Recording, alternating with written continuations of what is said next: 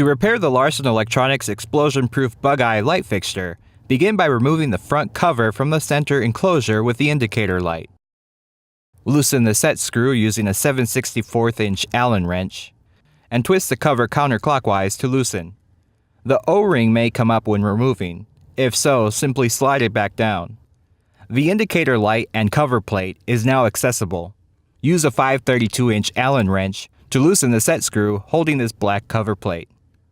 Lift the cover plate off, revealing the circuit board. Remove the circuit board and cut off the shrink tubing surrounding it.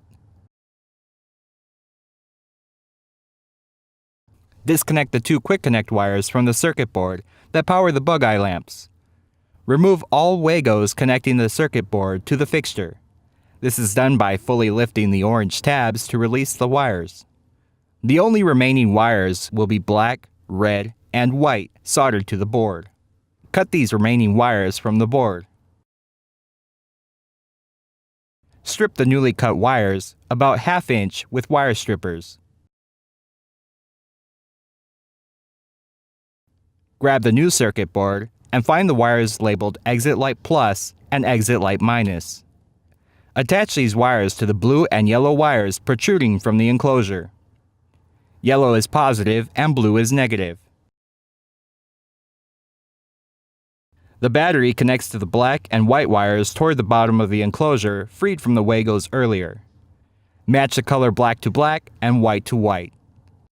Match the remaining 3 wires to the red, black, and white wires cut earlier.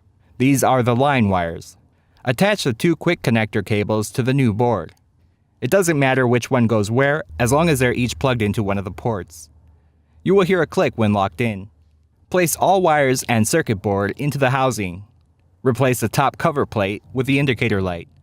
Make sure there are no pinched wires while doing this. And tighten the set screw. Replace top cover and rotate clockwise to tighten. Tighten the set screw for the top cover, and finally test the fixture for proper function.